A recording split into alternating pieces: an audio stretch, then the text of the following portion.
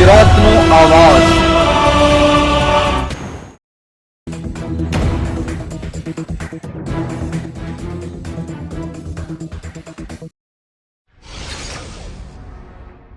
ભરૂચ જિલ્લાના આંબોદ તાલુકાના દમણાદ ગામે હજુ તો એક વ્યક્તિની મૃત્યુની શાહી શુકાઈ નથી અને એક 27 વર્ષીય યુવકે ઝેરી દવા ગટગટાવી।